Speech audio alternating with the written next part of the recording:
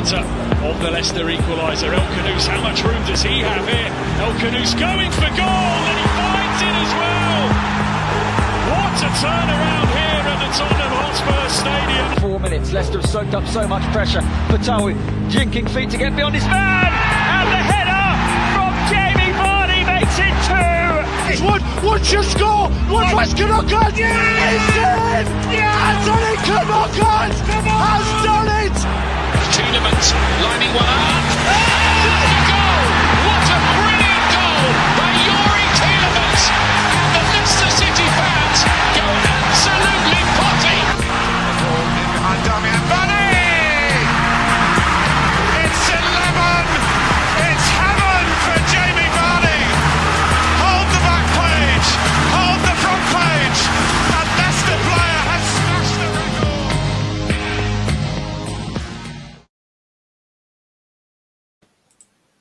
Good evening and welcome to Blue Tinted Glasses. It's time for the analysis show, and I am delighted to say that celebrating not a loss, but an actual draw, not a defeat, it is Denmark's finest.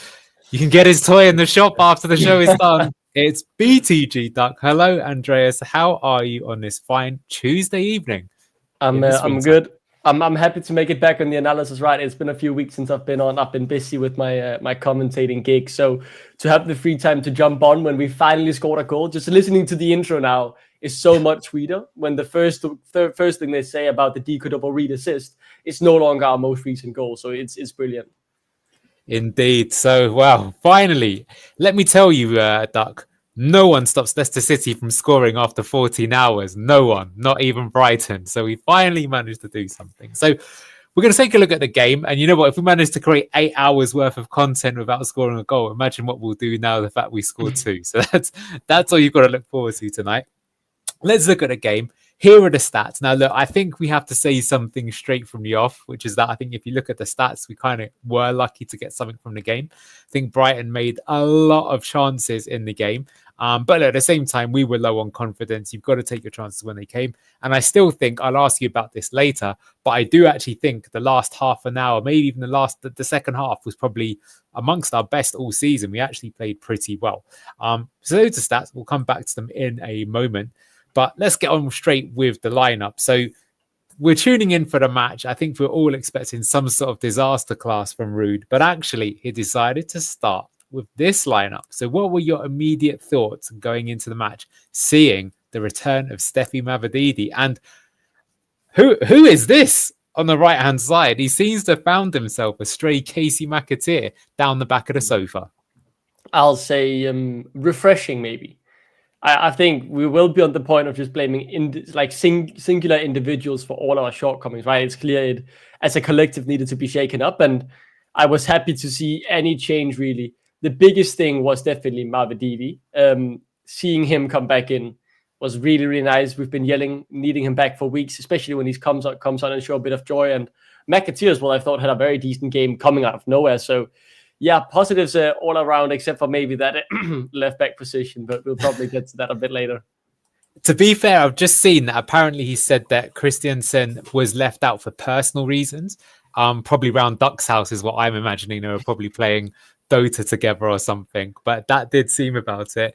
Don't you worry, Richard. We will come to VK and Thomas. There's a special segment. Of course, I had to make something. That'll be a bit spicy. I think even Duck expected me to have something on that a little bit later on. But yeah, I think I want to bring up what Ethan said here. So I saw Mavididi and McAteer and cried tears of joy. Finally, some pace on the wings. And, you know, we didn't know looking at this, but it kind of hinted that we might try something a bit Enzo-esque. And of course, as it turned out, and as is the title of the stream, it was the return of Enzo ball. And I think it worked pretty well. But interesting to note as well, no Vestergaard, no Faze, no Harry Winks, no Jordan Ayew. Bobby Reed only came on for a couple of minutes. Kind of interesting to see that. Someone's had a stray spotting of Vesta today. Let's see. Hopefully he's looking for a ticket away from Leicester, if you ask me. Being a bit harsh. We'll see. Anyway, as for Brighton, this is their lineup. Now, I do have to say they did have a lot of injuries, especially at the back. But their team is still pretty strong. I think this is one of the sort of scary things about the Premier League, that Brighton, I'll show you in a moment, they actually had 10 players out, and yet this was their lineup.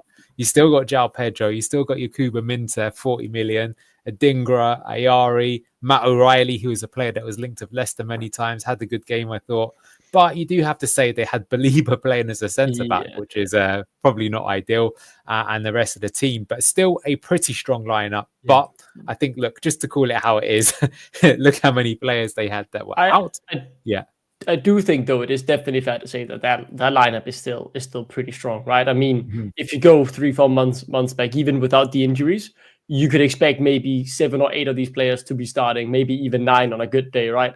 I know Matt O'Reilly has been fighting for his spot, but has had starts before as well. So it is strong players than just a few of the guys who are really qualified, playing a bit out of position, like Baliba, you said, right? Who's a very, very good DM, but had to adapt to the centre-back position, and we saw how Ndidi did that when we got relegated. Not that well. Yeah. Well, I want to bring up this comment from Larry. He says, I wouldn't get too excited about a change from Ruud. We've played this system many times this season. Brighton's performance had a lot to do with a better showing. And I somewhat agree, but also somewhat disagree with you, because I think this was the first time that we saw, in my opinion, from the start of the game, a specific system, which we'll come to at the moment. But normally I give my summary at the end, but I'm actually going to front load it today, and I'm going to kind of go around the houses a little bit, just because I think there's a lot of talking about. But I think the biggest thing in this game that was so good is, I say this pretty much every week on here, but the Premier League these days is all about transitions. It's actually the most dangerous time in the Premier League is as soon as you lose the ball. And that's when, like, I swear 90%, I don't know what the actual stat is, but most goals in the Premier League are scored when you lose the ball. And for me, this was the first match in ages, probably since the last time we played Brighton, if I'm being honest, that we actually had a threat when we broke and we won the ball back. And I'm going to show you some examples of that. And the key reason for that, there were three main reasons. One was Steffi Mavididi, one was Casey McAteer, and I think more importantly, the guy that was putting it all together, which was a certain Moroccan magician, which we'll come to in a moment, who had an absolutely outstanding game. And I do think that playing that way, to be fair, that did make us more open, and Brighton did have a lot of XG, although the penalties are worth a lot in terms of XG. But at the same time, and this was more important for us as fans, it meant that we had chances and we scored 2 goals. And I remember coming into this game, Locks predicted 2-2, and we were laughing at him going, we haven't scored 1 in like 14 hours and you think we're going to get 2. But he obviously had been given the script from the Premier League before the game started, and that is what happened. So yeah, I want to start again. The big tactical thing that we did in this game was JJ and Ricardo. And what were they doing? Well, at the start of the game, here we are playing in the sort of regular 4-4-2. So nothing really changing there.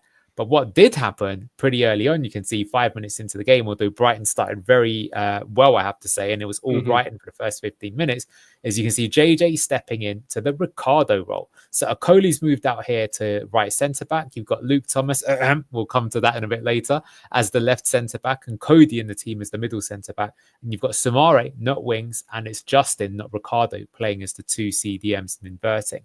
So that was interesting to try and create the man overload and going back to the 3-2-5 shape. And here's a better example of it. So you can see this was very common from seeing last season.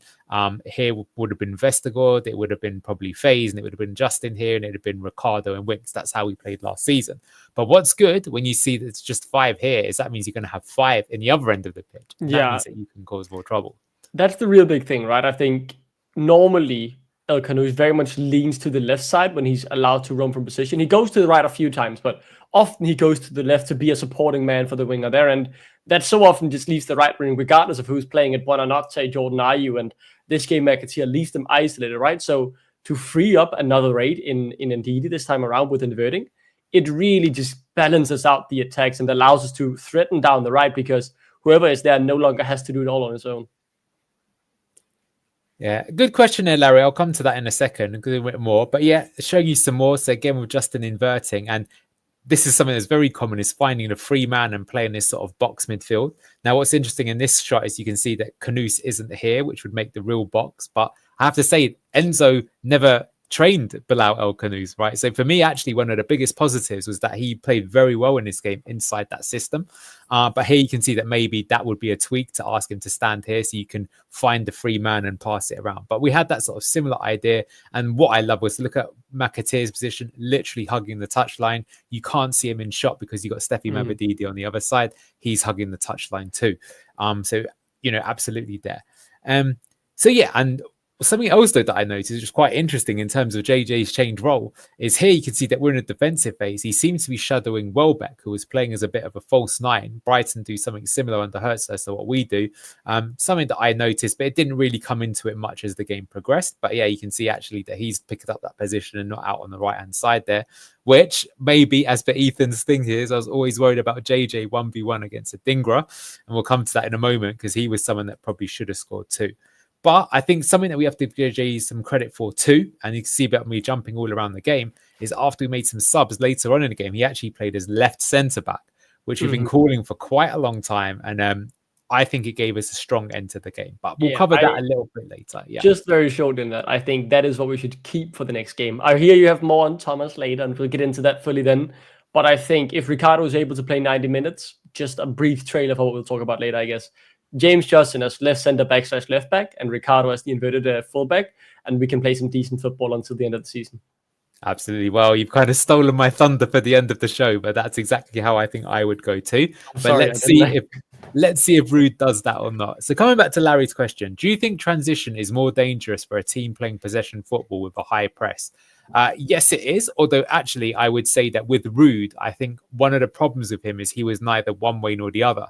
So I think that in previous games, we've shown that we played this slow, ponderous possession football, but we didn't even have the high press. So all it meant is he would slowly move up to the halfway line, lose the ball, and we would have a goal conceded against us. But as per your point, because we'd moved up to the halfway line, we had slow players, there was space in behind. And I'm going to show you a little bit later, but someone's addition to the team, in my opinion, is a must if we're going to play this way, because I think he improves the team a lot. But look, as I said, this game, even though it ended quite positively, the first 15 minutes was pretty rough to watch. Brighton and Hove Albion have got Fabian Hertzler, youngest coach in the Premier League, younger than me, which really puts me to shame. There you go. My dreams are already dead, Andreas, but maybe you can still make it there as a coach. I got it. Yeah, and Brighton had a lot of chances early on. So this is Caleb Okoli on the ball, and he had not been in the team for a while, so you're going to see how he was going to do. And I think it's fair to say he had a mixed game. So here's got Okoli, and he's going to try it, play it in there. This is actually Samare there. But what happens is Brighton read it, they see the pressing trigger, and yes, LCFC Ruud, absolutely agree with you. I do think if he hadn't scored this goal, his rating he would have got would have been a lot less, but we'll come to that in a moment. But yeah, Brighton robbed the ball, gets played in here to Welbeck. Welbeck has a chance. Luckily, Mads deals with it, but that was a sign of things to come. I do feel like it is very much, right? When Okoli's on the ball, he has some luxuries that other players don't. The problem is, though, playing it out from the back is not his strong suit, but with his pace, he can often somewhat make up for the mistakes he makes, right? Because if Yannick Vestergaard out fast or Connor Cody plays a ball like that, they won't be able to make up for it. Where I think Okoli, there were a few times he made some mistakes, but he was able to somewhat hide them because the pace and his physicality allowed him to, make it hard for them to get the shot away or whatever. Yeah, absolutely. Well, it's the cheat code, as we always say. But something he's got to work on. But I do think look, to be honest with you, we're going to be playing championship football next season. If he's still with us, he'll probably get quite good at it. But it depends if Bologna take him, as they have been rumoured to link with him. Here's another chance. We've got Matt O'Reilly on the ball, another Dane. It's going to play it out to Adingra. And as we said, when we're playing this 3-2-5, you can see this is a really, really good shot. You can see that Brighton have won the ball back. And if you look at JJ here, look at his body language. You can see he knows what he's got to do. If you lose the ball and we're in this system, he's got to get back to the right back slot as soon as possible. But as soon as the ball gets there, there is that chance. There's a couple of seconds where Brighton, if they find the right man at the right time, they can exploit you. Because, for example, if they went down this side with Yakuba Minter, you've actually got Luke Thomas shadow marking him, but there's no one on the Dingra here. So O'Reilly finds the pass. You see JJ still making his way over there, trying to get space. You can see that they're trying to now move out to the 4-4-2, but it does get to him. And JJ still making his way back. And here's another problem that we seem that happens all season with Leicester. It doesn't matter what system we play. But as the attack goes on, now on the other side, you've got the opposite side winger, which is Minter. And so Adingra has got the ball. It's a very common tactic to try and find the winger on the back post. This is something that I will actually say, the way that they've been coached, believe it or not, Luke Thomas is actually standing in the right position because Ruud wants them to play this more compact 4-4-2. I will say that, in my opinion, it's a mistake, that you've got to have more trust in your centre-back because literally, how many times I probably bored you to death, Andreas, with showing you someone free on the back post against Leicester this season. It feels like every show that it happens. So Dingra, even though in fact he goes to the floor, he finds the pass, he puts it over.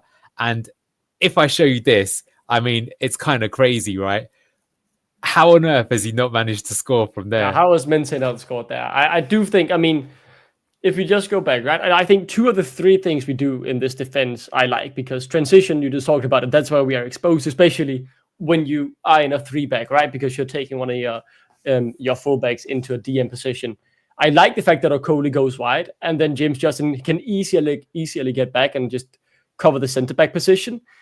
I mean, I do know we're coached to be narrow, and maybe it's because I'm a bit negative on Luke Thomas, but I think he is too narrow here, even more narrow than we saw James Justin at times in the beginning of the season when he was playing right back, and he sometimes had to be too narrow. If it's miscommunication or if it is genuinely just rude, we won't know for sure. But surely he shouldn't be at the half, like in the middle of the 6-yard box at that point, right?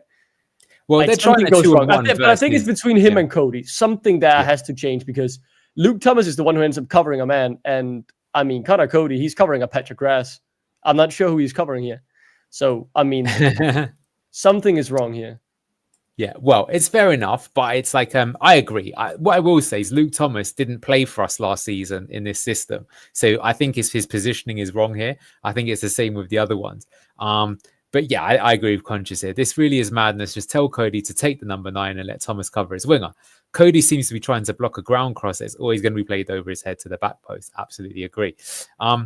So yeah, and there's another comment there about the awareness, also very relevant. Anyway, luckily for us, you can see from his reaction, he knows why he doesn't just tuck that in with his right foot. I know it's because he's left-footed, but I mean, it's literally a tap-in. I actually think it's harder to miss there than score.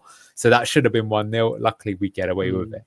Unfortunately, the chances would keep coming. So again, the 2 players combining. Here we've got, Minter on the ball again. Minter, and I believe is that João Pedro. I think João Pedro's on the other side, but it's not Danny Welbeck in the middle. It is João Pedro and then Kuba Minter. Number 9 is. I just want to say here, note who is being skinned, by the way. It is none other than yours truly, Luke Thomas. Second time in the past few minutes we've seen him caught out of position, you could say. I want to make that very clear. Thomas is not crazy. There's a full-on hate watch going on. We'll come to him a little bit later. Like I said, I don't think he had a great game. That's what our rating is. So anyway, this time they're going to go the other way. And so here again is a little bit of my frustration, though, is that, we've seen it one side there when it's gone from the left winger to the right winger. Now we've got right winger to the left winger. Now, I think we are better suited here. Justin's not in a bad position. So the ball comes across. And because he forced it wide, it means at least he can get out to him. But still, you got to say, Adingra does well, cuts inside onto a stronger foot and goes to the shot. I still think here we're defending pretty well. It would be a good strike to put it in there, but you would say in the Premier League, players are capable of doing that, and we've seen it happen a number of times. But luckily, in this incident, we get away with it again. But again, showing you that both wingers are causing us problems. I think in those first 10 minutes, we are very happy that the wingers they were playing today have a very high ceiling, but haven't reached it yet, right? The potential is definitely there for these 2 players to be very good Premier League players, no doubt about it. I remember Jan Kuba Minter when he broke through in Denmark in the Danish league. Very quickly, people knew he was going right to the very top. And I think both of those players, Adingra as well, showed the promise, but had they maybe had a few more years of Premier League development under their belt, the cross before this shot might have got in, but that's all theory crafting. I think it's nice we didn't concede early at the very least. Yeah, exactly. I mean, look, even Riyad Mahrez missed some of them sometimes. But as I say, the chances still weren't over. So again, we've got on the ball, we've got Baliba stepping up. So even though he did start as a centre-back, because he's really good on the ball and good with those progressive passes, this was a feature of his play that he was given license to step up. Plays it into their midfield. That's actually Welbeck, who's dropped back as the false 9. He's now going to play the ball through. And again, he's now found one of the deadly wingers. I think this is a Dinger again. And Okoli does well and kind of sees it out. But again, you're seeing that they're Hertzler has set his team up to exploit some of the chances and space that Brighton made. It's all in the first 15 minutes. Go on. Yeah. Shortly to add on that as well, right? I think one of the things we haven't talked too much in the analysis show when I have been here at the very least, we've mentioned it a few times. It's the trigger press that we like to do in our defense when they try and play these balls. And you can see before in the screenshot, if you go one more back, Okoli is waiting for this to happen, blocking a passing option, but that obviously opens another space in behind, right? And here he has the luxury, like a Vestergaard or Wout Faes or Connor Cody wouldn't have, that they are able to keep up with that man and make it hard to get the shot away. Because had this been one of the other three defenders, they would have lost that man, and the goal would have likely happened. Yeah, I got some more examples of a Cody later, but for sure his recovery pace is good. Yeah, you're right. If that is Vestergaard, you're going to get 2-on-1 in that situation, but he can still find that he's the deepest man back there and manage to push him out. So that's another making my point for me, making my work easy today. There's another good reason why he's in the team. So anyway, first 50 minutes after that, we actually started getting back into the game and putting some passes together, which was pretty good. But what was really frustrating is, to be honest with you, we've got away with not conceding, and we were lucky to, but our current Leicester City team is full of bozos. And case in point is probably the podcasting bozo, Connor Cody. And he does something that's pretty moronic. Well, let's say the move. So going to show the move because I think it's good to give Brighton some credit too. They've got some smooth passages to play. So you got Verbruggen here playing out to Minter, starting at the back. So I think this is one of the reasons why we selected to play here. Even if it's not his usual role, he's cool and calm on the ball, can play out of traffic. You can see he drives forward with the ball. Plays a brilliant through ball here to their winger, and the move progresses. And what's really amazing is this is still him again. You can see the move that Brighton are trying to do. They're going to try and find Matt O'Reilly here, but actually ends up coming back. So this is Believe It again, who's made the run all the way from centre back. Crazy. And he's drive the shot. It's a good point. How did he not get a red card for that? I guess because there's someone behind him. Otherwise, maybe he would have got a red, to be honest with you. So Believer, who started the move, goes for the shot. You see Connor Cody. And you can see in slow-mo that he's clearly put his arm out to do it. He's tried to stop a goal. Very naive. Really dumb. There's someone behind him. I actually agree with you as well that I think that it's stupid that what's he even trying to achieve? Because if he gets red carded for that, we play the rest of the game with 10 men, and kills any chance of it being in the game. So really frustrating. You can see VAR checks here. Look at his face right there. For once, I'm going to say a compliment here to Luke Thomas. I think he's somewhat correctly placed here. He potentially, I said this while live watching as well. He likely would have managed to block this shot if Connor Cody didn't stick his hand out. So, yeah, exactly. For once, I'm actually going to sing him his praise here, because I will do so when I think he deserves it. And he doesn't get to get the flowers because Connor Cody would rather take a yellow and give away a penalty to just make up for what is a classic Leicester defense moment or bozo moment. There will be more of those though. We'll see one when the second penalty comes through. Yeah, there was time for some more bozo moments from Leicester, don't you worry. So there we go. João Pedro steps up, decent pen, goes in. That's 1-0. So that's unfortunate. But finally, after all that, I expected the floodgates to open, to be honest with you. But luckily, we started playing well. And don't answer just yet. But man of the match was between two players. It's either Steffi Mavididi or Bilal El Khanous. Be interesting to see which one you choose. But let's take a look at Mavididi. Restored to the starting lineup. You could tell he had something to prove. Maybe he was trying a bit too hard, but he did play well. So a feature throughout the game was El Khanous, first time playing in this position as one of these kind of eights with Mavididi, and the two of them combined brilliantly. So Bilal's hit on the ball. I think it's notable, I've said this many times, that when he drops deep, actually, he's really, really good at starting play. Something that is, I think, important to think about next season.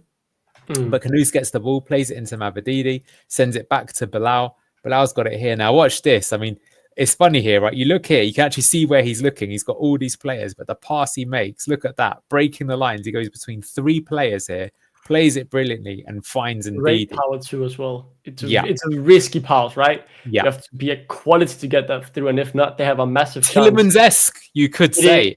It is peak, man. It is so beautiful, and you can see Mavididi just down the bottom getting on his bike. I think you'll get to that soon. Absolutely. Well, this is the next big thing, right? Is that not only did he play that pass, and look, he's taken out 5 Brighton players, 6, in fact, Brighton players with one pass. And that's how good, that's how you can exploit the transition yourself. But in previous games, if this was rude, we would slow the attack down and we'd let Brighton come back. But coming back more to the Enzo style is what I like. It's actually gone to Wilf here. And what's Wilf's first his first thought is now it's time to go, go, go. He's got Maresca in his head telling him what to do. So he plays the ball forward right away to Mavididi. I've also highlighted McAteer. So the two of them immediately on their bike. And this is my whole point throughout the whole game, is that when we attacked quickly, we attacked directly, and we attacked with numbers. And that meant that we threatened. And Brighton, despite being a good team, you know, when you've got 6-7 men out of position, you're going to be in trouble. So Mavididi's got the ball. Now you've got Vardy and you've got McAteer charging forwards. Well, I like this shot. Zooming in on Steffi. He's going to go try and do some tricks. And look at that. And this actual point in time, I couldn't even tell you the last time I saw this, Duck, but there's actually a 4-on-3 at this point. When it's 4-on-3 with Ruud van Nistelrooy. I must have been drinking a lot for this match. So this is Mavididi. This is an early chance. And it's funny how in this early chance is not the one that McAteer goes absolutely mental. But you could argue that he should have gone mental even for this one. So Steffi goes for the shot. But if you look at the chance there, he maybe should have rolled that through to McAteer to have a pop. And it gets dealt with by or maybe like Ndidi as well, right? You can see it being more freed up to take the offensive run. I think regardless, though, they probably knew what he wanted to do, Mavididi. And it's very clear they read his mind like an open book because no one commits to their man. So all the runs that are coming through, had he timed the perfect pass, he would have probably gotten a goal there. But that's the thing with Mavididi, right? His decisions aren't always 100% correct. It is hard to always get your decisions correct, but he is sometimes a bit too predictable. But it was just so nice to see someone with pace attacking and the willingness to take on that man. Yeah, absolutely. I think as well, the big thing is that, you know, with Mavididi, I understand that he's trying to prove that he's worth a place in the team. I think Locks also said it's a fair point that he might also be playing to put himself in the shop window and show that he can stay in the Premier League. Be interesting to see what happens there sort of later. But yeah, good move here. The only person who's not really, I mean, good point here by Ethan as well. Look at Ndidi, who played the ball forward, but he supported the attack. Look, he's second man furthest forward with Vardy. So that's really good. And you'd say the only man who's missing here is El Khanous, but that's because he started the move in the first place. He's actually just outside of the shot here. So really good to see us attack with intent. And, you know, it wasn't just a one-off. That was always a thing. It's like, oh, wow, we've done it once, but is that going to be our one attack for the game? That's usually par for the course with Ruud. But no, we kept going. So Mads is on the ball. He's played it here to Thomas. I've highlighted Bilal here again, who's going to drop in deep to try and help build out the attack. Gets the ball here.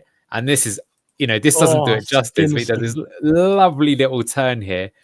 Spins, and that spin, I mean, just look at this player here. You can see Hinshelwood, I think it was, maybe this is Hinshelwood. He even falls to the ground, I believe, in the real video as well. He absolutely gets mugged. Yeah, well, you can see that expression. And again, he's taken out 1, 2, 3, 4 players minimum, maybe 5. We're on the attack. And again, as he points out in the last attack, Mavididi knows, I like this body language. As soon as he sees that, he knows it's time to attack. This is my time to shine. So they start attacking. You can see again the other number 8. I mean, this is Enzo ball, 100%. 3-2-5. Here are the two number 8s. You just barely see his feet, but that's probably going to be McAteer. That's Mavididi, and that's Jamie Vardy, all attacking as a unit. And you can see Brighton are in a bit of trouble now. They have to run back, and you know there's plenty of space to exploit if you've got the right quality. And this time around, we're going to have this. Yeah, you can see look in there. It's the 5. So El Khanous is going to play on Mavididi. Mavididi's got the ball, and Didi's going to keep his run. He's going to try some more tricks. McAteer's got his hand up. He wasn't getting the pass the first time. Will he get it the second time? No, he's not. No, yeah. And this one was a must-pass moment because you see how much pace there is. The first one you can say before he gets to dribble past this man, he'll already be locked down by 3. But this time, that was no doubt. He would have easily been able to place that in the bottom left corner or bottom right as well, to be honest. Well, he had 2 options there, and you can see McAteer is going mad, but even Ndidi, look how far he bends down to go, dude, put the ball here. Yeah, agree with you here, Conscious. Steffi really needs to think about his game if he wants to have a top-level career. He did this multiple times, and no good team will have a footballer who's this greedy, unaware, desperate to prove himself. The thing is, though, it feels like this is something he did way less last season. He felt more like a team player, and I think it's something to do with getting 90 minutes every time, right? Because he didn't feel like that burden to prove himself, and I think he's going about it the wrong way, because I think we discussed it on the live as well, that passing to McAteer, passing to Didi shows you're on the top of your game. You're just coming back after not starting for 5-6 games, and you get in a position where you feel like you want to shoot, but you see a better option, and you are able to recognize that and take it. So I think he has a bit too much of a protagonist mindset, especially when he has this burden on himself that he's putting there to say, I need to show why I must start. And it's hurting him a bit, because I don't remember him doing this often under Maresca when he was starting week in, week out. Do you know what? I think he still was greedy. I think He was the still guy greedy, but not to this degree. He feels 100% greedy compared to maybe 60% last year. Yeah, maybe. I think you're right that he's been dropped from the team. I mean, the thing is, just to like play devil's advocate, is that I've seen Mo Salah be this greedy, if not more greedy. But the difference is that he's Mo Salah. Yeah, he gets 20 a season with it, and then you're all right. Yeah. Even Riyad Mahrez, when he was at his peak for us, he did it a few times. But the few times as well, he would do something stupid. Like, do you remember him? He put that guy from Stoke on his backside and scored a goal, so he can do it. But yeah, he does need to be better with his decision making. But I totally agree with James here. This is what we should have been doing for ages: attacking directly and committing a holding midfielder higher up the pitch to support the attack. It's Enzo's system. It's why I'm really, really keen on this system, because I feel it gives you that additional man in attack when you're attacking, but it doesn't make you completely awful in defense either. It's a balance. You know, I do think there will be games where you do get stuffed, but I think it always gives you a chance. And I have to say as well, I think if you were a neutral watching this game, entertaining game of football, exciting to watch, and that's what you want to see as fans. Mavididi is like Madueke. Decision making is rank. If only you stop being selfish, be a better player. Bilal El Khanous is not selfish, looking to play players in. Well, I totally agree with you there. El Khanous, I think, is amazing, given that he's just 20 years old. I think he turns 21, and it's good that you brought him up. So let's give him a little bit of flowers here. We'll show you some of his great play. So here's how he combines so well with Mavididi. Here's the two of them working in tandem here. So again, he's now picking up more of the number 8 position, which is exciting to see, in my opinion.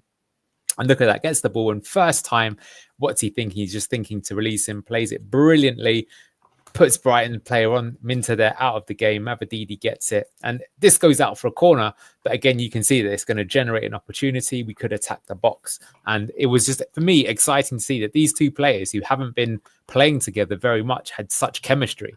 You know, it was almost Dewsbury Hall and Mavididi-esque, but I'd actually say one thing that was noticeable is that these two didn't actually get in each other's way. So I have a feeling that if these two were to play together next season in this system, they would work even better, in my opinion. So very exciting to see. But finally, Andreas, a collector's item. I can't believe I've made you wait 31 minutes. We got to give him his flowers. Look at that expression. It sums us all up, really.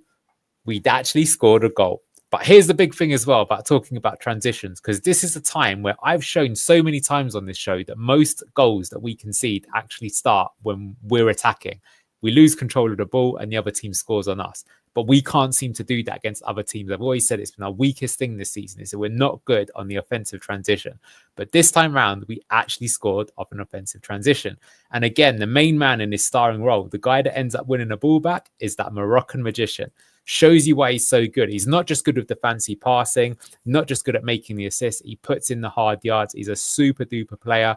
The only bad thing is he maybe is going to get some teams looking at him after this game. I'm really hoping he'll stay with us next season, because he'll be the championship player of the season for sure.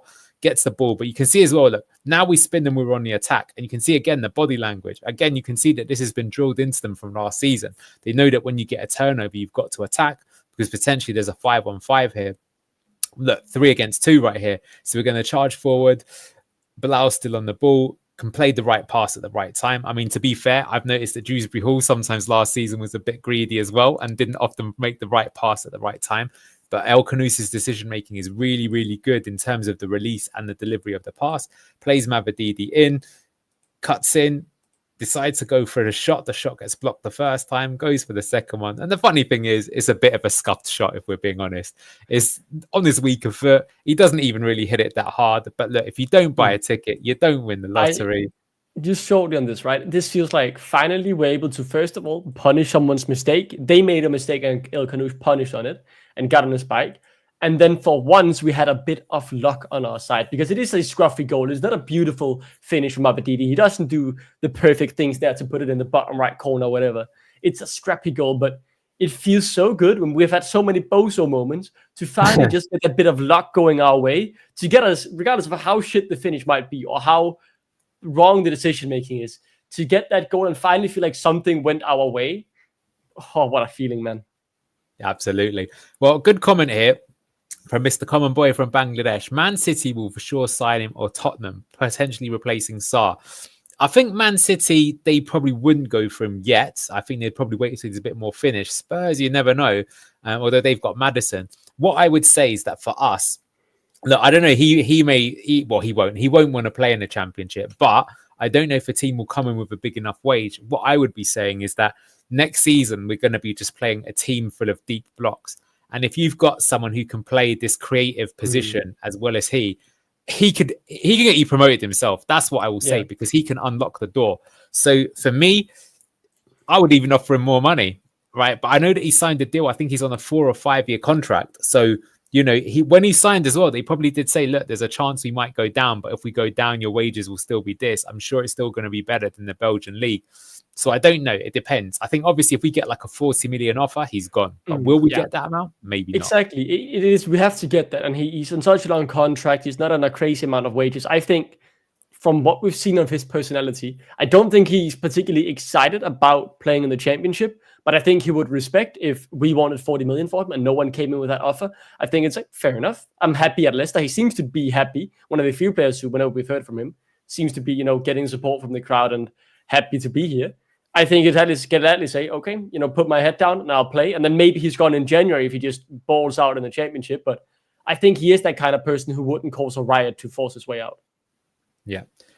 Comment from Conscious here. If we were a decent team, we'd have Bislau as a 8 and a 3-man midfield with Facundo and a CDM who can pass a bit and hustle. It would have been glorious. On paper, I really like the sound of that, but I do think in the Premier League, playing a 4-3-3 like that might be a bit suicidal. I think next season that would absolutely destroy the Championship. I will say that much. I have an alternative view, which I'll present towards the end of the show. But it would have been exciting. Not going to, argue with that. Bilal deserves to play in continental tournaments. Definitely agree. He will be playing for a Champions League team at some point. Give him a pay rise with a release clause of like 40 to 50 million. If he hasn't got one already, that could be the case. And yeah, Bilal looks like a younger McAllister, great on the ball, but also really feisty and willing to get stuck in. Anyone wants to copy Liverpool's midfield this season should buy him. Yeah, that's good. Hopefully no one reads your comment though, because I want to keep him, but I actually do agree with what you've got to say there. I think you're spot on. So we did actually score. Unbelievable. The lads went crazy. Good to see it. And even Herzler's like, you what? And have to bring up the stats. That was actually our first shot on target in the game, but we scored from it. So screw you, Brighton. 1-1. We went in at half time with that score. But look, Mavididi is going to get a lot of praise. But someone who I think deserved a bit more praise, in my opinion, was Casey McAteer. Look, we know that he's no Abdul Fatawu. It'll be interesting to see what happens with him next season as well, with Jeremy Monga always in the training pictures. But he had a really good game, in my opinion. And we said this before, how Mavididi always looks better when Fatawu is in the team because you had two wingers to stretch the play.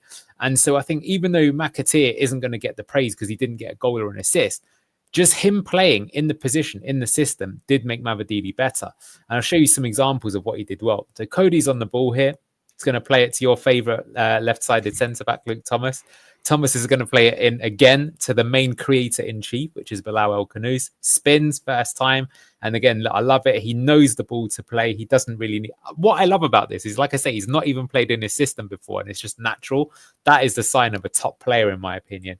Facilitates the ball, plays in Ndidi again, who's making the high run. And Ndidi moves forward, and this time around, because it's gone to the other side, he's going to play it to McAteer. And this is good because now it's keeping Brighton guessing. They've just had a shot saved from Mavididi in this case with a minute in time. Now we're going to play it to McAteer. McAteer's on the ball. Again, you can see the great lineup there. It's the 5 against the 4, so you've got an opportunity to make something. McAteer, I like this as well. He's direct. He's not just going to be weak and not do anything. He's going to drive into the box, cuts in, makes the defender make a challenge. And was it a penalty? For me, don't think so. I think it's a bit dramatic. But I would say if that was outside the box, he probably would get a free kick. So it's one of those where, could do. And Ethan's got a good point. Let me ask you about this as well then. So what do you think of Casey McAteer? Because I know that he's not the first choice winger. I think a lot of people would even say that he's not Premier League quality, not at this moment in time. But what did you make of his role in the game? I thought it was good, right? I think one of the things we've all wanted is someone who works their ass off for the shirt. Mm-hmm. And he did that. He did that this game, right? Pressing high. I think in this particular moment, it's nice to see him direct. it's a bit of a cunt move from Estupinal, right? He's, using the dark arts there to the footage, going in very clearly just to push him off the ball and win it back in that sense. I think if it's blown for a penalty, it won't get overturned, but it's not so bad that it will be overturned when it's not called for a penalty there. But I thought he had a good game. It was refreshing to see someone want to be direct, because we so rarely see it from someone like Jordan Ayew or Deco Reed. Yeah.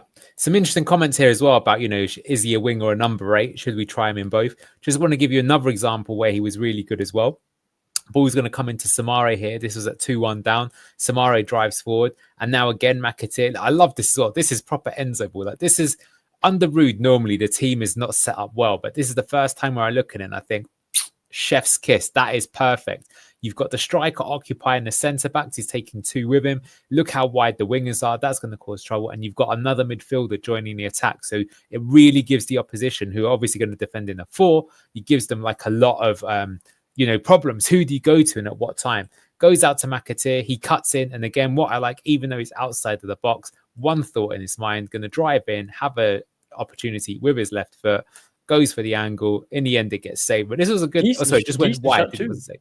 Yeah, but this was a very solid effort, I think. He is not a bad finisher. I think Fatawu as well is a good finisher on his left foot. But I like these wingers who are able to cut in on that preferred foot and really give it a go.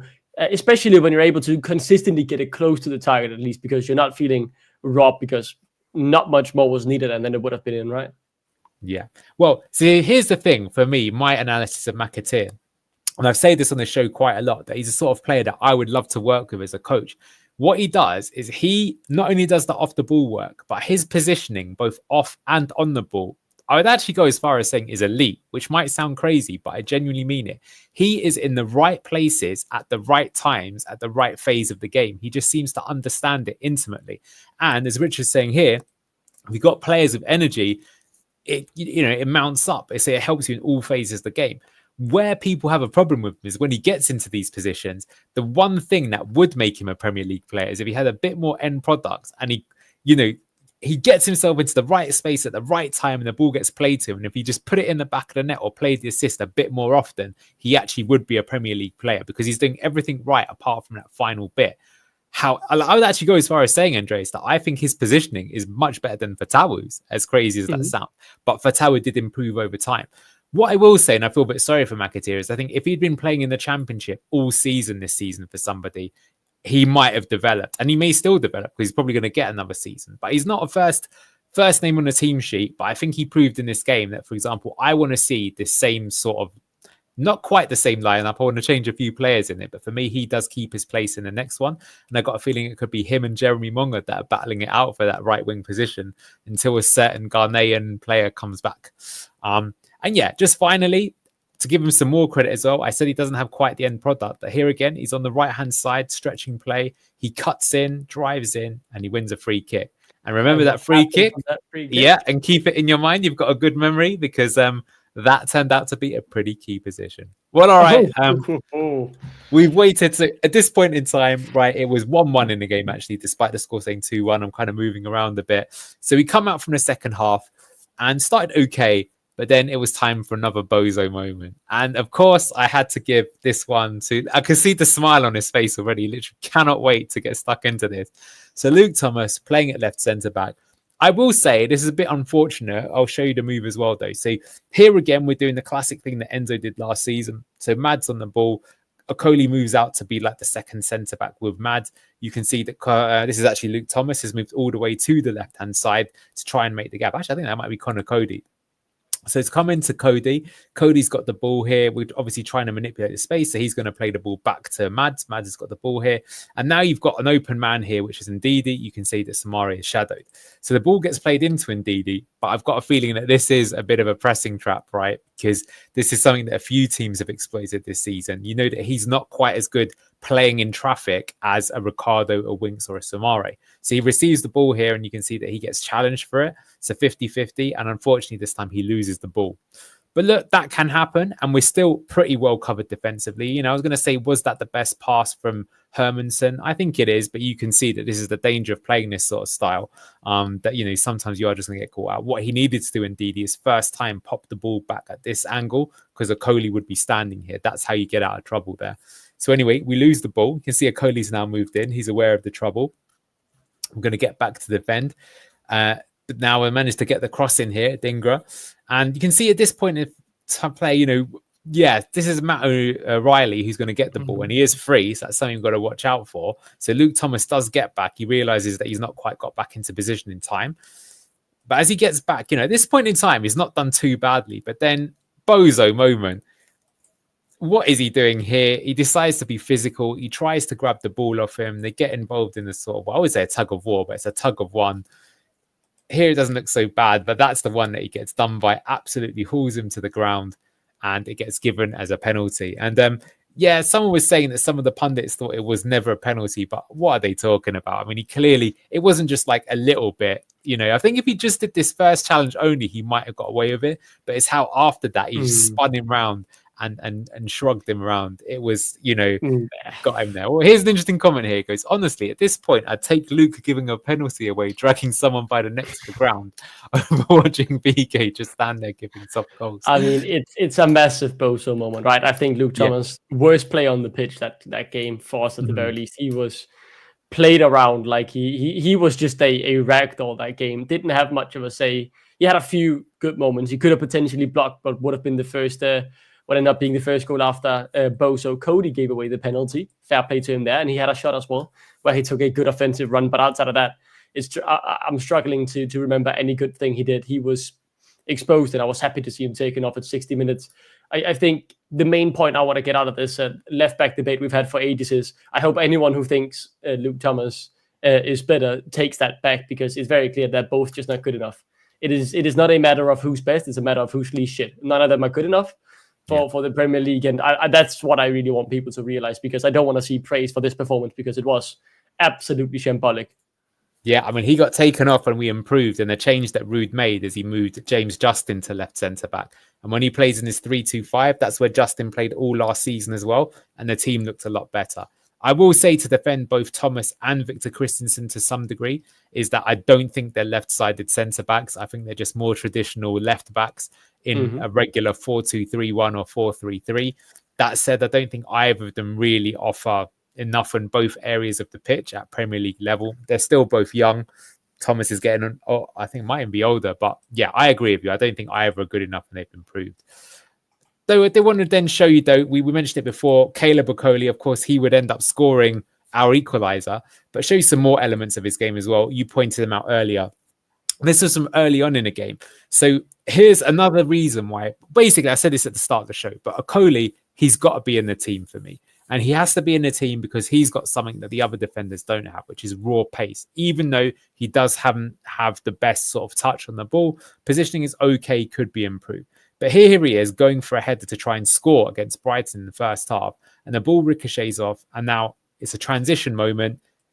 And Brighton are on the attack. And as I say, in the Premier League, especially under Ruud, I would look at this and I think, we are in big trouble. This is how Man United beat us so easily. Now Brighton are on the attack. They're going to spin it. Look how many Leicester players are out of the game. We're in big trouble. But keep an eye on Okoli here, right? You can see, and I don't think he's even going at full pace here. He's just using his sort of natural speed. As the move progresses, you can see he really goes through the gears. You can see that we've only got 2, so 3-on-2 right there. And as the move progresses, going to keep getting back, keep driving back. See, here's the danger. You got Minter. You can see Thomas is out of position there as well. Still moves back. And in the end, he actually is the furthest man back. So that's the power of pace. It's something that we were crying out for. If it was me, I still think we need to sign another fast centre-back, although we have got Ben Nelson next season. But I would say that starting next year, even though we know that Yannick Vestergaard is good in the Championship, even then, I do think we had to be patient in our attack with Enzo because we didn't have fast centre-backs. He knew that, if we did turn the ball over, we didn't have someone back. So I think in this case, it just shows you that Okoli, that pace is a cheat code. It's essential in the Premier League that you have that pace because otherwise you're going to be in trouble. And yeah, I don't think it'll be interesting, but I don't think Yannick is going to play for the rest of the season. I think I don't think so either. Should keep his place, but let's see, because obviously FaZe was injured and he might come back into the team. But anyway, cast your mind back, and you did say that free kick that Casey McAteer would come back to be useful, and it was. I do have to say that Bilal, even though he is brilliant, I do think that his set piece delivery, especially from corners, is a bit crap. I think for a player who's as good as him. But to be fair, this time round, he gets a free kick in a dangerous area. He puts in absolutely brilliant ball into the danger area. Really hard to defend this. Player who wants it the most is Caleb Okoli. Love that. Look at that diving header. Proper Superman. Got the S on his shirt and boom, puts it in. Brighton, no chance. He goes nuts. Look at that. Love the passion. Pure passion, and yeah. that's 2-2. Yeah, and I think a lot of people were saying we saw how he celebrated just that clearance he made against Man United. Here he is scoring his first goal in the Premier League. If nothing else, that is infectious. You want someone like that in the team. So I hope he stays there. I think like I say, I think he did have a mixed game, but he showed you that he's got a high ceiling, and that we're relegated now pretty much. So it's time to, develop him. Interesting here from Ethan. There's a certain CB that won us the under-16s Premier League Cup with Mongo that goes by the name of Maxwell Ayadiji. Well, let's keep an eye on him. I mean, yeah, this academy's got to start producing us some players, if you ask me. But perhaps we will see that now that Mongo and Jake Evans, who will come to, are coming into the team. Because to be honest with you, that is the way that Leicester get back to being relevant again. Because let's be honest with you, we haven't been relevant in a long time. So I also want to speak about some of the subs in this game. It's funny, we were talking about this in the post-match, but there were certain aspects where we felt Ruud was on for a 7 or 8 out of 10. And there are some things he did that dropped his score probably down to a 3, which we'll come to in a moment. So here were his list of subs that he made. I like the fact that he did make all 5 subs, although 2 of them were very late. Ricardo came on. I'm going to come to him in a moment. Ollie Skip came on, which we'll talk about in a moment. Patson Daka came on. So these 3 subs were all made at once, and I think they got us back into the game, which is good. Bobby Reed came on for Steffi Mavididi. We'll come on to that. That wasn't a popular move. And Jake Evans got all of 8 seconds to make his Premier League debut, which we'll come on to in a moment as well. But next one I want to start with is Patson Daka. So someone who's kind of been, I guess, sort of, his anonymity in this analysis, I think really sort of stands out, is where's Jamie Vardy? I haven't mentioned him. He has been taking up positions, but he hasn't really been doing much. And I think we've been saying this for a while, that like Vardy can still finish. We know that. We know that his off the ball movement is good, but he hasn't got the pace that you absolutely need in the Premier League. And I think what we learned here in this game, especially playing in this system, is that someone who's got pace, got the engine to be able to drive, even if they've got the touch of a donkey, can still be sort of more effective. And it's almost a similar sort of thing of how Casey McAteer isn't the best right winger, but playing him there is going to make the system more effective. In my opinion, Patson Daka as the striker will make the system more effective. So here we've got Mavididi on the ball. We've got Daka here. This is one of the few times that Steffi isn't greedy. He plays the ball through to Daka.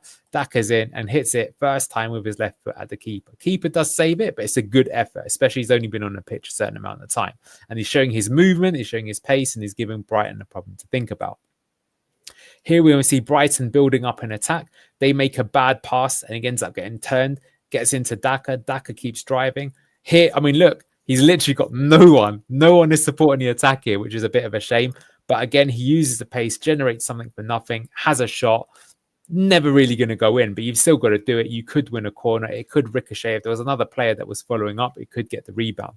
So there's opportunities that he's made for himself. And notice I didn't show you a single example of Jamie Vardy having a shot, but Patson Daka was able to get in and make chances. And like I say, that hustle, the energy, if you've got 3 fast players, it gives you even more of a chance to score. So I think he needs to start for me. I actually think it would make Vardy more effective as well, because if he came on at half with 30 minutes to go, when players are tired, it'll make Vardy look better. So if Patson Daka does nothing other than tire out the opposition defense, that's good.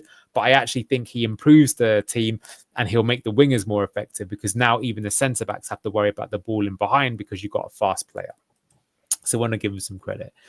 Ollie Skip came on. Remember him? £20 million down the drain, as people would say. Finally got an appearance, but here's Skip. We've got Cody here. Cody has the ball and he decides to play a ball over the top, plays it into Skip. And look at this. This is pretty hilarious to see, but Skip was feeling himself. He actually does this. Look at this. Kicks the ball and flips it over one foot and onto the other to get it. Didn't know he had that in his locker, which was pretty good. He ends up turning back and playing to McAteer, who drives the cross in. Look, Skip got booked within, I think, 7 seconds of coming on. So that probably sums you up what he is. But he felt a bit freer today. Like he felt a bit more unleashed for once. He was willing to do these, you could call them dumb things, but it was nice to see him, because the only thing I've really recognized from him this season is I sit back, I play the easy pass, I don't really commit to tackles, I don't really commit in the attack. Like he just didn't feel like he did anything in this game, despite the execution not always being there. He felt more free to try and do something defensively, but also add something offensively, take these runs in the half space. And I think this is the best we've seen Skip, obviously, for the amount of money that has been spent on him. Obviously, we want a bit more, right? But it's this was nice. Well, you can bet your ass that he's going to be playing probably pretty much every week next season in the Championship. Here he came on for Ndidi, and he played Ndidi's position as being the CDM who joins the attack. So maybe that's going to be his role next season. If he does that, I mean, who knows? We might have a new manager that plays a new way, which will change everything. But if we were to play this system, that is interesting for him. He'll be on the ball a lot more often. I personally expect Ndidi to go. I think he will have offers. Monaco were interested in him in January. So I think he'll be gone. And that'll mean that maybe Skip does play. And if he does, that could be something for him. And you're right. He looked like the shackles were off. He looked better in this position than he did just as a holding six, where he doesn't really seem to offer enough. Don't think he's good enough on the ball like Winks or Samare to be able to turn and play in traffic. But he did seem a bit better going forward. So let's see what happens. But that was encouraging from the oldest looking 22-year-old you've ever seen. Moving on, though, for me, the player that really swung things when he came on, unsurprisingly, was Ricky P. I don't know why he hasn't been playing. I think, look, I know he has come back from an injury, but it was only 4-month injury. He should be able to play, in my opinion, at least one whole half, if not the whole game. I do think it is more. His first return in Chelsea was probably the game where he was supposed to get the 30 minutes and then start next game, right? But then he had a bit of a setback and fell out again. I think Ruud is probably having this better safe than sorry mentality about him, because he wants to make sure he doesn't completely ruin him, right? Because I do think that setback really slowed down and made them so much more careful in the future. Yeah, well, look, to be fair, this season's done. So if they're saving him for next, I can sort of understand that, because we know that he's another cheat code player in the Championship. He's, can always get him up by himself. But here I want to show some of his great play. So McAteer's on the ball, plays it into Ricky P. And what I like about Ricardo, I think compared to Justin in the same position, he can drive at players with his dribbling, but he's also got a good eye for the ball. I don't think he gets enough credit for it. So he puts in a nice little cross here, very dangerous one. You can see what we're going for to try and find Daka. In this case, it does roll onto the keeper, but you can still see that he's sniffing out. He's got that intent to attack. And later on, I mean, here's the thing that he doesn't get enough credit for. So again, compare this to Skip, compare this to Ndidi, compare it to James Justin. Those players are not so good at playing out in traffic, as Enzo used to say. Here you can see the pitch is pretty congested. Ricky gets the ball. You can see here, look at it. This is the pressing trigger. 4 players around him. They're going to try and snap on him and get the ball from him. But look at this. He's got the composure. He's got the awareness. It's very hard to learn, I would say. I feel it's like a skill you've either got or you haven't got. It's very rare that you'd find it in the fullback as well. But he manages to play his way out of trouble and finds a good pass in there to, who is that? I think that's Daka, yeah. And then managed to keep the attack going. So big credit to Ricardo. He had a good game. And then just speaking of Bilal, coming back to him, yeah, he had a brilliant game. And, he could have got a 10, in my opinion, if this just ended up being a bit different. Skip playing the ball to El Khanous. Like I say, maybe that's a preview for next season. Bilal gets the ball, and this time round, he drives forward. He could play the ball here through to Mavididi, but this time round, he cuts in. And this is good. Sometimes you've got to alternate the attack. Right footed, decides to have an effort, and it came off the post. Really, really unlucky. So, yeah, if that would have gone in, man, we would have gone absolutely ape. And I have to say, I think we really ended the game very strongly. I think if the game would have continued for another 10 minutes, we may well have got the winner. Although I will say, he can even see that, look, by the end of the game, then we had 4 shots on target from 9 total. You can see that compared to the first half, we really stepped it up. Brighton did have chances. I'm not going to say they didn't. Welbeck had a header, which he could have scored with as well. The game started going more murderable, more end-to-end. But I really wanted us to push on for the winner. And I guess that's why when I saw this sub, I was not best pleased. So we still at 7 minutes of injury time. So that's still 5 minutes to play here. And Ruud decided to take off Steffi Mavididi and put on Bobby de Cordova-Reid. And I thought that was a stinky substitution, to be honest with you. I thought Steffi and Bilal, it was between those two for man of the match. And look, Mavididi is frustrating, but he can create that moment of quality. I think he was the wrong one to take off. I think if we'd have put him on for Casey McAteer, I wouldn't have been as upset. I think that would have been fairly sensible. What was your take on this sub, Duck? I think it was a bit crazy, right? We were all yelling for getting Jake Evans on, or someone who we know can take on that man, because especially on the right, Estupinan was on a yellow. So if he could go in, like, get a few minutes to try and maybe force a red or force another free kick or something, it would have been nice. I think Diego Reed had a decent chance. I don't think he made the game worse, but especially in the mood defense we're in, this was just an inspiring substitution when it definitely felt like we were going for the game in those final 5 minutes. Yeah, absolutely. Well, James here's put, should we give Chris Popov a go next season? It's possible, but I've got a feeling that the player who's going to be getting the start more than him is this guy, Jake Evans. So he's another star of the academy. If you look at the Premier League 2 goal scorers at the moment, he's actually in 3rd place, and he's actually 2 years younger than the 2 players that are above him. So really, really promising. He can play both as a striker or on the wing. And it's kind of funny, actually, because you can see that it's basically time is up and he only got given really 10 seconds to play. But I will say, I do like this. Just look at his facial expression. You know, you would love to do that. That's a dream come true. You're making your Premier League debut. And even if he's a crap manager, still, it's Ruud van Nistelrooy giving you your debut. You're going to remember that. You're always going to remember that. You can say to your friends, I played in the Premier League. It's in the history books. I didn't touch the ball, but I came on for my debut. So I'm glad that he got that. Look, I think he should have come on, as you say, instead of Bobby Reed. That would have been the bravest sub. In the end, he came on for McAteer, who looked like someone shinned him a little bit. But I'm glad he got his debut, which is good. And look, well, go on. You want to say something? I really hope that relegation is all but sealed, right? Yes. When that is sealed, the next games, if we could play this sort of football, you know, the vibes, Enzo board, where the players show off, and it's, you know, with the players we're expecting to having next season, some of our kids who gets maybe 30, 40 minutes, I would love that, man. I wouldn't care if we lost 3-1 or whatever, but if we played some football with confidence and we got some young kids some minutes on the pitch who will likely be there with us next season or get a crucial first team football out on loan next season, I will be satisfied with the end of the season. And moments like this is what, you know, gives us that will to go on when, you know, we are all but relegated. Yeah, I'm going to show you some more clips a bit later, but for me, it's just the style of play and the system. It just made the world of difference. Interesting comment here from Daedalus is this a Ruud team or is this a Murphy / King offering? And I'm going to say a third option. I actually think this is a players offering. I think Ruud's probably spoken to the players and they said, what do you think we should do? And they probably said, we want to go back to playing the system that we played last year, because they always seem to know where to run at what time. You could just see the fluency that we've got into it.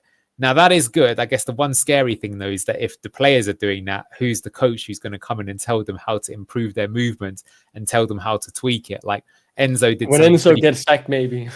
Well, he might be. He's under a bit of pressure because they drew to Ipswich. But I mean, I don't see that happening. But I mean, what I do mean is Enzo did do some clever stuff. Like he actually could, you know, in some games he pushed Ricky forward. So he had 3 number 8s, you know, if teams are playing a back 5 and stuff like that. We will see. But that's my kind of take on that. And here, look, why is that my take on it? So it's 2-2.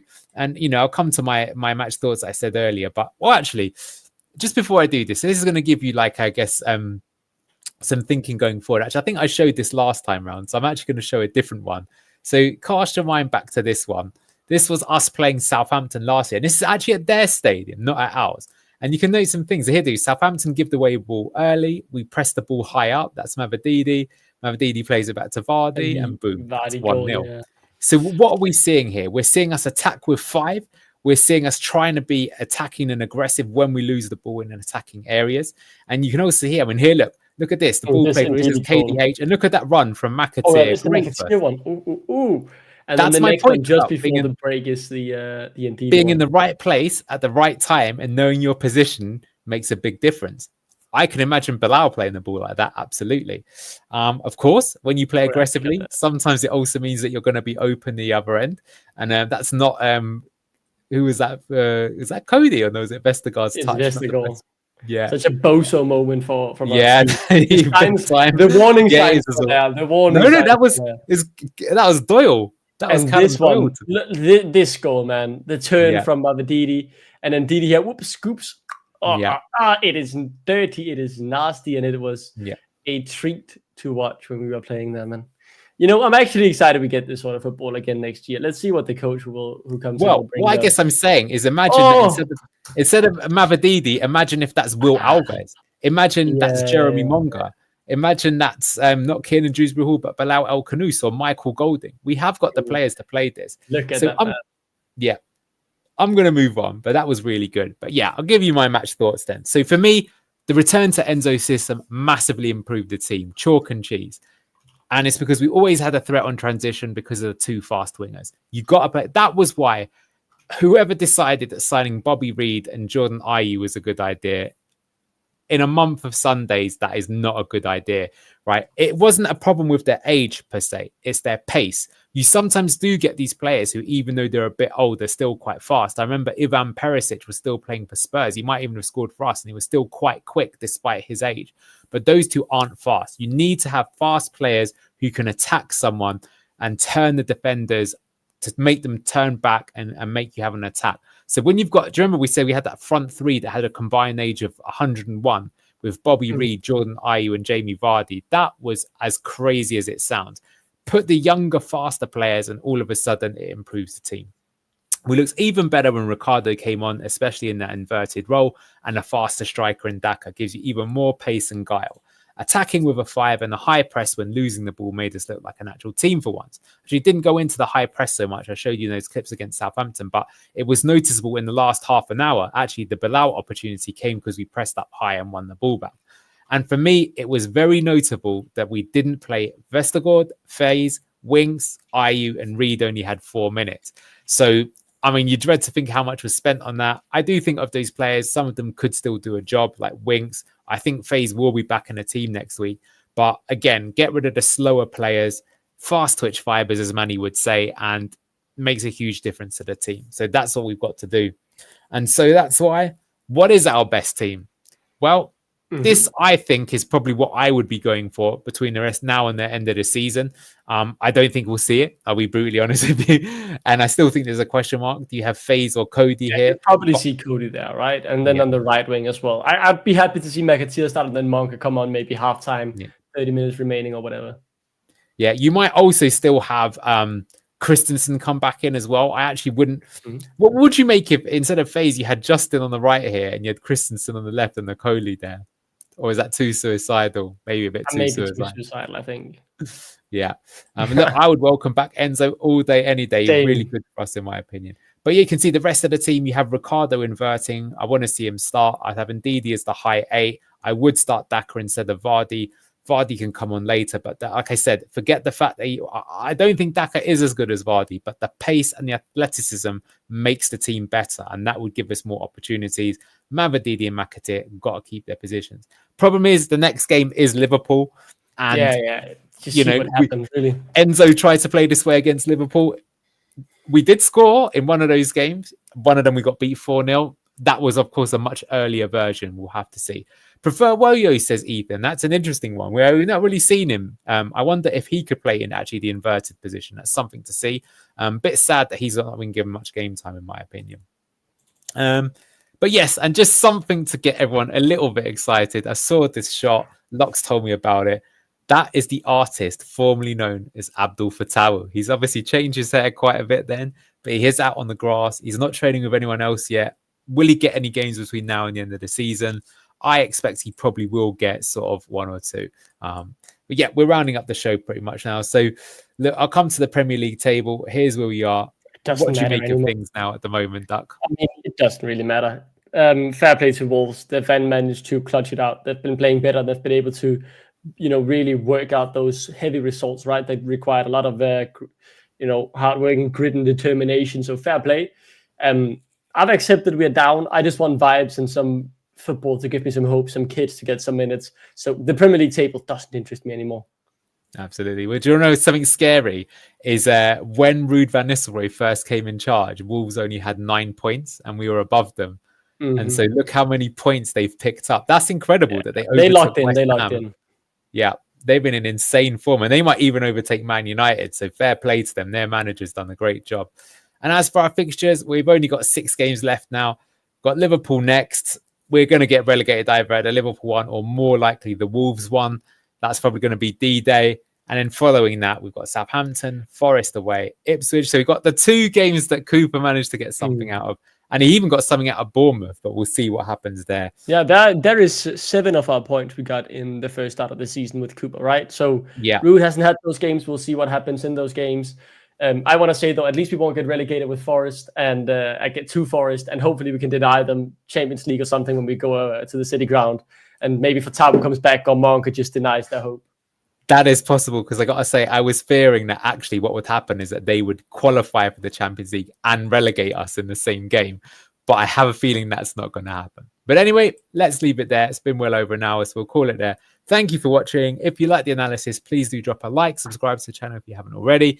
Comment below, who would you like to see in our team for the rest of the season? In the meantime, this has been Blue Tinted Glasses. Thank you for joining us, and we'll see you tomorrow for Fox's Den. Bye-bye.